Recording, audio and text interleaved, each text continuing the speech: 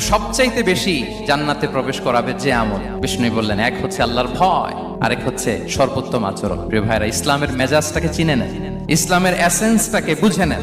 আমরা ভালো আচরণকে গুরুত্ব দিতে চাই না। অনেক নামাজি লোক দেখবেন নামাজ পড়তে পড়তে কপালে কালো দাগ ফেলে দিচ্ছে, বাসায় বউয়ের সাথে খারাপ আচরণ করে, খিটখিটে মেজাজের, প্রতিবেশীর সাথে শুধু ঝগড়া, কলিগদের সাথে ঝগড়া, মারামারি, দুঃসম্পর্ক, এরকম আছে না? নাই বলেন, আছে না?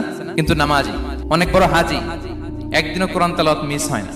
তো এত আবাদত করেও সে ইসলামের আসল এসেন্সটাকে ধরতে পারেনি। বিষ্ণু বললেন, সবচেয়ে বেশি জান্নাতে প্রবেশ করাবে যে দুটি আমল, একটি হচ্ছে তাকওয়াল্লাহ, আল্লাহর ভয়, আরেকটি হচ্ছে উত্তম আচরণ, সর্বোত্তম আচরণ। তো আমরা যেন উত্তম আচরণের অধিকারী হই, আমার স্ত্রীর সাথে যেন ভালো আচরণ করি, প্রতিবেশীর সাথে যেন ভালো আচরণ করি, ছেলে মেয়েদের সাথে যেন আমাদের অ্যাটিটিউডটা ভালো থাকে, আচরণটা ভালো থাকে, কলিগের সাথে যেন ভালো থাকে। বিশ্বনবীর আচরণ যেমন ছিল তেমন আচরণ যেন আমরা গড়ে তুলতে পারি। আওয়াজ করে পড়ুন আমিন।